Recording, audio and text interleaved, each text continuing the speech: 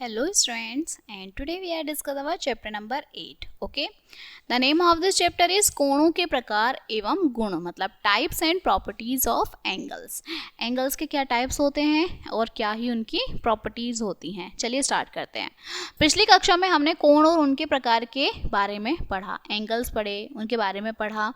इस अध्याय में हम कोण के गुणों के बारे में पढ़ते हैं, उनकी प्रॉपर्टीज के बारे में पढ़ते हैं. जिस प्रकार घड़ी की दो सुई होती हैं उसी प्रकार कोण की भी दो भुजा होती हैं. ये भुजाएं किरण कहलाती हैं. मतलब जो एंगल्स होती हैं, एंगल्स की हमारी क्या होती हैं, दो साइड्स होती हैं. ठीक है, इस तरह से दो एंगल्स दो लाइंस होती हैं और उन्हें मिला के हमारा एक एंगल बनता है. देखिए सबसे पहले आता है हमारा कोणों के प्रकार. तो सबसे पहला आता है संगलन कोण. संगलन कोण क्या होता है हमारा, चित्र 8.1 में XOZ और YOZ. ठीक है, संकलन कोण है. क्यों, अब ये क्यों है, संकलन कोण क्या होते हैं, जब हमारा कोई मेन पॉइंट होता है. ठीक है, उभयनिष्ठ शीर्ष जो है वो 0 है और उनकी उभयनिष्ठ भुजा क्या है, जो एंगल है मेन पॉइंट क्या है 0, और इसी से OZ निकल रहा है, इसी से ही OX निकल रहा है. ठीक है, इसी से ही OY निकल रहा है. तो ये हमारे संकलन कोण कहलाते हैं. दोनों कोणों की दूसरी भुजा उभयनिष्ठ भुजा के सामने वाली भुजाओं पर स्थित है. मतलब दोनों जो है ये इसी पर स्थित है, O पर, तो इसलिए इसे संकलन कोण हम कहते हैं.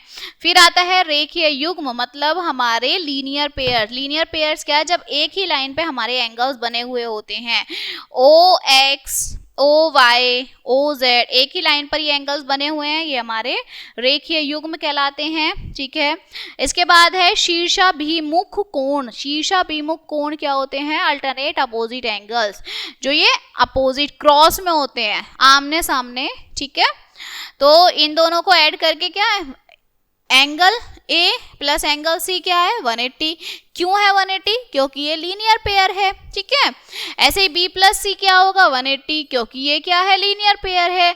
B प्लस C हो गया, D प्लस B हो गया, A प्लस D हो गया, A प्लस C, ये लीनियर पेयर है. ठीक है, इनको क्या 180.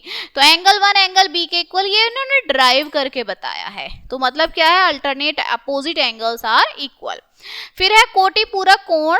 दो कोण कोटि पूरक कोण कहलाते हैं यदि उनका योग, उनका सम जो है 180 आता है. ठीक है, अब देखिए 180 कैसा होगा, यहाँ दोनों का सम 8 + 2 10 और 4 + 2 8. ठीक है, 110. तो जिनका योग 90 आएगा, जिनका एडिशन 90 आएगा, उन्हें हम कॉम्प्लीमेंट्री या कोटि पूरक कोण बोलेंगे, और जिनका हमारा सम 180 आएगा उसे हम सप्लीमेंट्री एंगल बोलेंगे. ठीक है, तो चलिए अब हम, ये हमारे कुछ एक्सरसाइज दी हुई हैं एग्जाम्पल, जैसे इस चित्र में बताना है कि एंगल AOB, एंगल BOD और OB ये उभयनिष्ठ हैं. तो देखिए इन्होंने एक्सप्लेन किया है, OA OC OB विपरीत दिशा में हैं, अलग अलग साइड्स में हैं.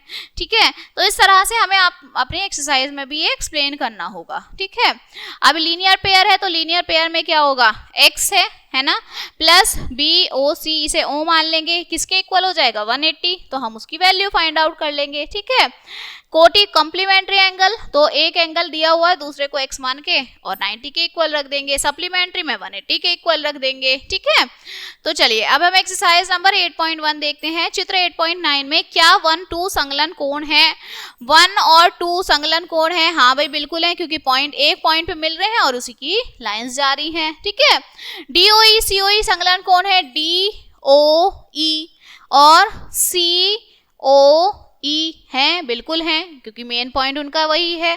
तो इस तरह से ये आपको सॉल्व करने हैं. नेक्स्ट है चित्र में बताइए प्रत्येक रेखीय युग्म. अब आपको इस चित्र को देख के बताना है, तो हर एक रेखीय युग्म आपको बताना है. रेखीय युग्म हमने अभी क्या देखा था, अल्टरनेट हमारे लीनियर पेयर्स. ठीक है, तो देखिए क्या है, 1 2 है, 4 6 है, 5 6 है, 8 7 है ना. तो ये हमारे क्या है, लीनियर पेयर्स हैं. ओके, नेक्स्ट है शीर्षाभिमुख कोण का जोड़ कितना होता है. लीनियर पेयर्स का एडिशन कितना होता है, 180 होता है. ठीक है, चलिए नेक्स्ट क्वेश्चन है. चित्र में ये आपको दिया हुआ है संकलन कोण, ये आपको बताने हैं ऊपर वाले की तरह. ठीक है, नेक्स्ट है निम्न कोण में कोटि पूरक कोण ज्ञात कीजिए. अब देखिए इसमें एक एंगल 55 दिया हुआ है. ठीक है, दूसरा हमने X मान लिया और हम इसे क्या करेंगे, X plus 55 is equals to 90, x is equals to 90 minus 55 और हम x की वैल्यू फाइंड आउट कर लेंगे। ठीक है, तो इस तरह से हम इसे फाइंड आउट करेंगे। ओके, नेक्स्ट है निम्न कोटि पूरक। अब ये हमें एक दे दिया, सेम जैसे 4 किया ऐसे ही 5 करना है। तो 35 एक एंगल है। ठीक है, तो हमें इसमें क्या करना है, plus x is equals to 90 degree और x की वैल्यू 90 माइनस 35। ठीक है, तो ऐसे वैल्यू निकालेंगे। संपूरक सप्लीमेंट्री में हम क्या करेंगे, हम कर देंगे कि हमारा x plus 50 is equals to 180। ठीक है, और x is equals to 180 minus 50। तो अब हमें x की वैल्यू पता चल जाएगी। ठीक है, इस तरह से हमें ये सॉल्व करने हैं। नेक्स्ट है कौन सा कोण अपना संपूरक और कोटिपूरक के बराबर होता है, ये हमने अभी देख लिया। ठीक है, उस कोण का माध्य ज्ञान कीजिए जो संपूरक कोण के तिगुने के बराबर है। कौन सा होगा वो, तो सप्लीमेंट्री ही होगा, है ना। इस तरह से हमें ये सारे क्वेश्चन सॉल्व करने हैं। नेक्स्ट आता है तिर्यक रेखा मतलब ट्रांसवर्सल। ट्रांसवर्सल होता है कि एक लाइन कितनी लाइंस को काट रही है। तो जब एक रेखा दो या दो से अधिक रेखाओं को काटती है तो यह रेखा तिर्यक रेखा कहलाती है। ठीक है, अब इसके कुछ टाइप्स दिए हुए हैं, जैसे बाह्य कोण, एक्सटीरियर एंगल, इंटीरियर कोण, आंतः कोण, इंटीरियर मतलब बाह्य कोण जो हमारे एक्सटीरियर बाहर है 1 2, ठीक है 7 8, ये एक्सटीरियर एंगल्स है। आंतः कोण 7 3 4 6 5, ये हमारे इंटीरियर एंगल मतलब जो लाइन काट के जा रही है उसके बाहर वाले एक्सटीरियर और अंदर वाले इंटीरियर। एकांतर बाह्य कोण मतलब जो कोण एक भुजा के विपरीत और स्थित हो, मतलब एक भुजा के विपरीत हो, जैसे 1 8, ठीक है 2 8 1 7, ये विपरीत दिशा में है ना, लेकिन है एक ही लाइन पर। और एकांतर अंत्य कोण अंदर के कोण जैसे 3 5, ठीक है 4 6, इस तरह से। ठीक है, तो इसकी एक्सरसाइज देखते हैं। एक्सरसाइज नंबर 8.2, निम्न चित्र में से कौन सी रेखा तिर्यक रेखा नहीं है। अब कौन सी रेखा नहीं है मतलब वो लाइन जो ये काट के जाती है। देखिए ये भी है, ये भी है, ठीक है ये भी, ये नहीं है, ये वाली है। ठीक है, तो बी वाली नहीं है। नेक्स्ट है संकलन चित्र में पी क्यू और रेखाएं एन के द्वारा प्रतिच्छेदित ज्ञात कीजिए। अब इसमें आपको एकांतर और संगत कोण बताने हैं, मतलब इंटीरियर एंगल्स बताने हैं। तो देखिए अंदर के क्या हैं 4 और आपके 6 3 5, इस तरह से बताने हैं। एंगल 6 और एंगल 8 के संगत कोण, 6 और 8 के संगत कोण कौन से होंगे। अब ये कि यहाँ पे हमने संगत कोण क्या देखा था कि हमें इसके अकॉर्डिंग बताना है कि इसके अकॉर्डिंग हमारे कौन कौन से कोण होंगे। ठीक है, तो इसके सिमिलर कौन से होंगे। ओके, क्वेश्चन ये रहा, यस 6 के सिमिलर क्या है हमारा 5 आ गया। ठीक है, एकांतर कोण 3 और 7 के एकांतर मतलब इंटीरियर 3 और 7 के इंटीरियर कौन से हैं। तो 3 का क्या है हमारा 5 है, ठीक है 7 का क्या है 1 है। तो ये हमें जो है इनमें एक्सप्लेन करने हैं जो हमें दिया हुआ है। ठीक है, नेक्स्ट है एक ही तल में स्थित दो रेखाएं जो दोनों ओर बढ़ने पर कहीं नहीं मिलती, मतलब जो हमारी पैरेलल लाइंस होती हैं वो कहीं भी नहीं मिलती हैं, इन्फिनिटी तक वो ऐसे ही जाती है पैरेलल ही। ठीक है, वो कहीं भी नहीं मिलती।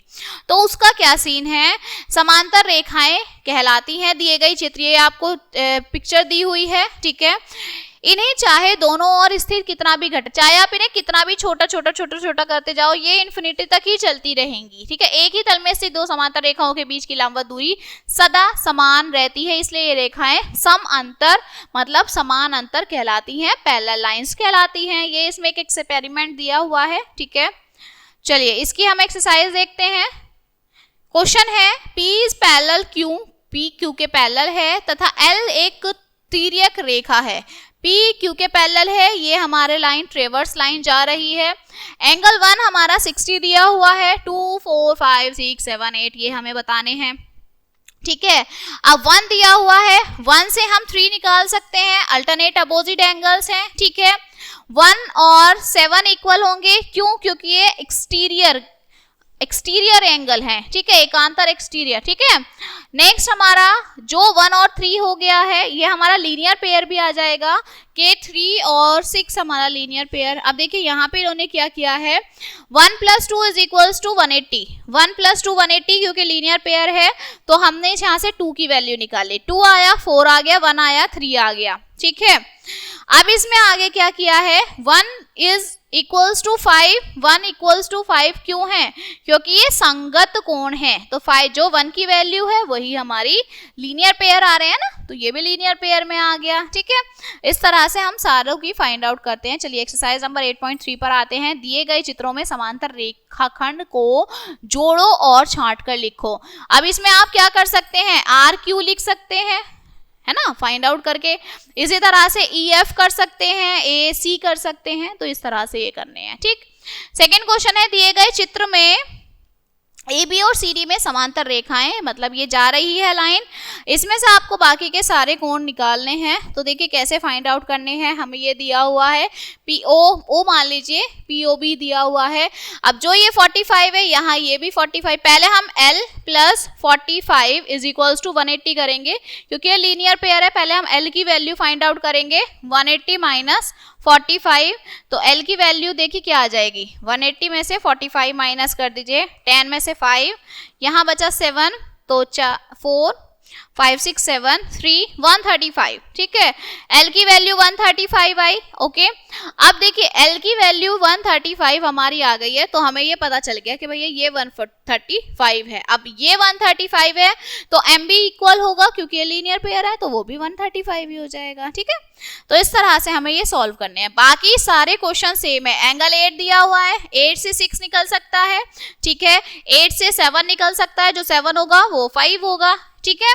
इसी तरह से जो 5 होगा वो हमारा क्या होगा, 1 होगा, लीनियर पेयर है, ठीक है।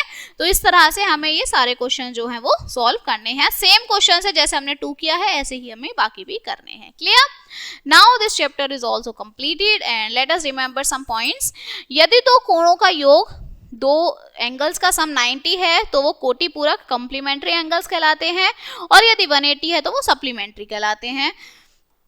किसी तल में 2 या 2 से अधिक रेखाओं को भिन्न बिंदुओं पर प्रक्षेपित करने वाली रेखा को दी गई रेखाओं के तिर्यक रेखा कहलाती है, ठीक है।